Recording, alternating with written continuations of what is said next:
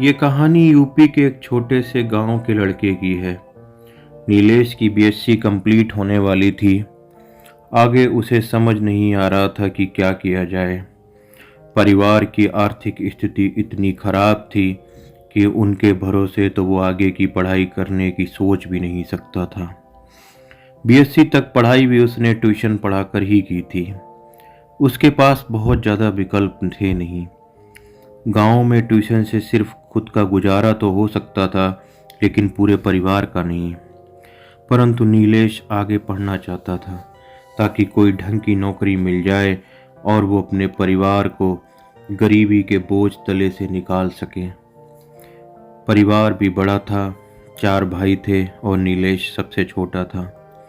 बाकी के 3 भाई खेतों में मजदूरी करते थे। इनके पास कोई खास जमीन थी नहीं, इसलिए दूसरों की जमीनों पर काम करके ही गुजारा करना पड़ता था। होली के टाइम पर नीलेश के बचपन का दोस्त रजत उसे मिला। रजत एक इंजीनियर था। अभी कुछ महीनों पहले ही उसकी जॉब लगी थी।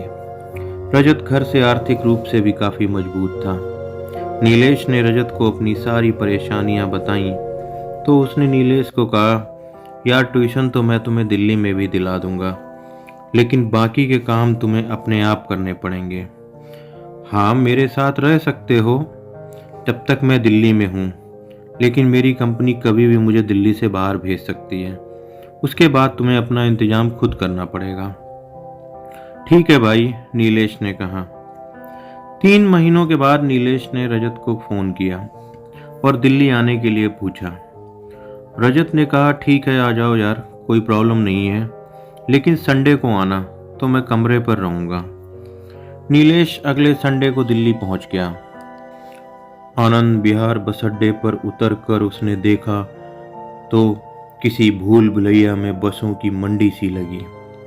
उसे कुछ समझ नहीं आ रहा था। हालांकि नीलेश के पास रजत का फ़ोन नंबर था, लेकिन नीलेश के पास मोबाइल ही नहीं था। वो आसपास पीसीओ ढूंढने लगा। उसे कुछ दूर पर एक पीसीओ दिखा। वहां से उसने रजत को कॉल किया। रजत ने कहा, किसी से पूछ लो कि कटवरिया सराय के लिए कौन सी बस जाती है। नीलेश ने वहां किसी से पूछकर कटवरिया सराय के लिए बस पकड़ ली। आनंद विहार से कटवरिया सराय तक के सफ़र में उसने लगभग आधी दिल्ली का दीदार कर लिया था।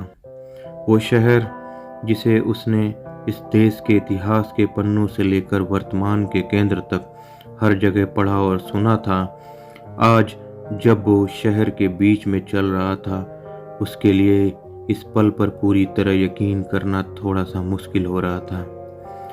उसका मन खुशी और आश्चर्य से भरा हुआ था जब उसकी बस इंडिया गेट होते हुए यूपीएससी की बिल्डिंग के सामने से गुजरी, तो उसके लिए वो पल वैसा ही था जैसे उसके सामने उसके भगवान का मंदिर आ गया हो। ये सब जगह आज तक उसके लिए सिर्फ किताबों, पत्रिकाओं और अखबारों में थीं। उसने कभी सोचा नहीं था कभी वो इन जगहों के सामने से भी निकल सकता है। नीलेश की आंखें लगातार खिड़की से बाहर ही टिकी थीं। वो आज ही आज पूरी दिल्ली आंखों में बसा लेना चाहता था। कुछ देर में कटवरिया सराय का बस स्टॉप आ गया। नीलेश बस से उतरा और आसपास देखने लगा। उसे समझ नहीं आ रहा था अब किधर जाए। उसने एक दुकान वाले से पूछा, भैया इधर कोई पीसीओ है? दुकान वाले ने इशारे से उसको बताया कि आगे है। वो दुकान वाले की बताई दिशा में चल दिया। 4-5 दुकानों के बाद उसको पीसीओ दिखा। पीसीओ से उसने फिर से रजत को कॉल किया और बताया कि वो इस पीसीओ पर खड़ा है। रजत ने उसको बोला कि साथ में एक गली है, उसमें आ जाओ। थोड़ा चलकर यादव टी स्टॉल दिखेगा, वहीं पर रुक जाना, मैं आता हूँ। नीलेश उस चाय की दुकान पर पहुँच गया। थोड़ी देर में रजत आ गया। दोनों ने हाथ मिलाया। उसके बाद रजत ने पूछा कि कोई दिक्कत तो नहीं हुई। नहीं, बस मिल गई थी डायरेक्ट, नीलेश ने कहा। चाय पियोगे? रजत ने पूछा तो नीलेश ने हाँ में सर हिला दिया। 2 चाय देना यादव जी, रजत ने चाय वाले से कहा। जी भैया, चाय वाले यादव जी ने धीरे से जवाब दिया। आपके गांव से आए हैं? यादव जी ने पूछा। हाँ, मेरा बचपन का दोस्त है, रजत ने खुशी जाहिर करते हुए जवाब दिया। नीलेश को काफ़ी झिझक लग रही थी कुछ भी बोलने में, लेकिन वो देख रहा था कि रजत बड़े कॉन्फिडेंस से सबसे बात कर रहा था, क्योंकि एक दो लोग वहां से निकले जिनसे रजत की दुआ सलाम हुई और वो सबको नीलेश से परिचय करा रहा था। गांव से आया हुआ नीलेश झिझकते हुए सबको नमस्ते कर देता तो सब लोग उसकी तरफ हाथ मिलाने के लिए हाथ बढ़ाते। एक दो बार देखने के बाद रजत ने नीलेश से कहा, अरे तुम सबको नमस्ते क्यों करने लग जाते हो? जिसको मैं नमस्ते करूं सिर्फ उसको ही नमस्ते किया करूं। तब तक वहां पर एक महानुभाव आए जिनको पूरा कटवरिया सराय पिंटू भैया के नाम से जानता था। ये यूपीएससी के 2 अटेम्प्ट दे चुके थे। ये भाई साहब बिहार की एक बड़ी बिजनेस फैमिली से आते थे। पैसा और बातों दोनों की कोई कमी नहीं थी इनके पास। ये पूरी कटवरिया सराय में भूत की तरह मंडराते रहते थे। हालांकि पिंटू भैया दिल से अच्छे आदमी थे, किसी की भी हेल्प करने में पीछे नहीं हटते थे, लेकिन एक नंबर के गप्पबाज थे। उन्होंने पूरे कटवरिया सराय में फैला रखा था कि उनका दोनों बार यूपीएससी के प्री में 4 नंबर से रह गया। खैर, जैसे ही पिंटू भैया रजत को दिखे, उसने दोनों हाथ जोड़कर बड़े मजाकिया अंदाज में कहा, गुरुजी प्रणाम, कहाँ घूम रहे हो? अरे कहीं नहीं, चाय पीने आए हैं। पिंटू भैया के पास आने पर रजत ने नीलेश से परिचय कराया तो नीलेश ने उनको नमस्ते बोल दिया। तो पिंटू भैया बोले, नए नए आए हो क्या दिल्ली में? हाँ, नीलेश ने धीरे से जवाब दिया। कैसे पता लगा? रजत ने पूछा। अरे भाई, इतनी तमीज बाहर से आए हुए आदमी में ही होती है, वरना ये शहर तो धीरे धीरे सारी तमीज निकाल फेंकता है। और फिर शुरू हुआ पिंटू भैया के सवालों का सिलसिला, जो वो एक एक करके नीलेश से करने लगे। तभी रजत ने टोकते हुए कहा, अरे पिंटू भैया, अब ये यहीं रहेगा, आराम से पूछ लेना। दरअसल पिंटू भैया कटोरिया सराय के चलते फिरते न्यूज़पेपर थे। हर किसी के बारे में हर कुछ उन्हें पता होता था। पूरे दिन यही गप्पबाजी करने के बाद हर शाम को बोलते थे, उस फलाने की वजह से इतना टाइम खराब हो गया कि आज कुछ पढ़ाई नहीं कर पाया। खैर, बाद में मिलते हैं भैया, बोलकर रजत नीलेश को लेकर रूम पर जाने लगा। चाय की दुकान से सटी हुई गली में दूसरे मकान में उसने कमरा किराए पे ले रखा था।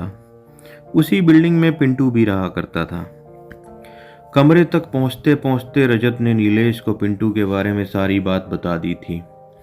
रूम पर पहुंचकर रजत ने नीलेश से कहा, तुम फ्रेश हो लो, फिर खाना खाने चलते हैं। रजत को खाना बनाना नहीं आता था, इसलिए वो खाना बाहर होटल पर ही खाया करता था। नीलेश फ्रेश होकर आया, फिर वो दोनों गांव की बातें करने लगे और उसके बाद वो खाना खाने निकल गए। ऐसे ही दिन निकल गया। शाम को रजत के बॉस का कॉल आया और उसको एक प्रोजेक्ट के सिलसिले में 2-4 दिनों के लिए मुंबई जाने के लिए बोल दिया।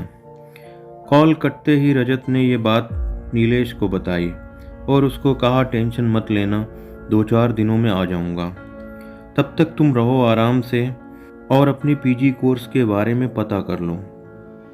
नीलेश अंदर से उदास और डरा हुआ था कि कैसे वो अकेले इस अनजान जगह पर रहेगा, लेकिन ये बात वो रजत को कह नहीं पाया।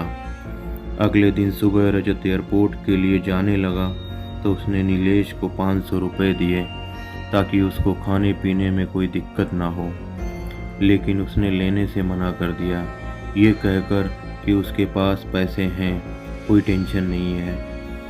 रजत एयरपोर्ट के लिए निकल गया। उसे अंदाज़ा भी नहीं था कि नीलेश के पास सिर्फ 200 रुपये पड़े थे। वो बेचारा झिझक में रजत से पैसे ले नहीं पाया था। उसने मन ही मन सोचा था कि जब रजत वापस आएगा तब वो उसको बता देगा। दोस्तों, इस कहानी का अगले पार्ट में हम जानेंगे क्या रजत वाकई दिल्ली वापस आएगा, जो कॉल उसे आया था क्या वाकई वो उसके बॉस का कॉल था। इतने कम पैसे में नीलेश अब रजत के बिना दिल्ली में कैसे गुजारा करेगा। इस कहानी का अगला पार्ट सुनने के लिए मिलते हैं अगले एपिसोड में। Thank you. Please like, subscribe and share.